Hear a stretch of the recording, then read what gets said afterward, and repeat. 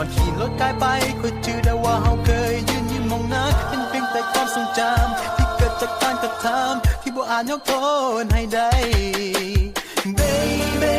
I'm sorry excuse me I apologize คำขอโทษมันเปลี่ยนอดีตบ่ได้คนดีขอโทษให้โอกาสอีกครั้งขอโทษคือสิ่งเดียวที่เห็นได้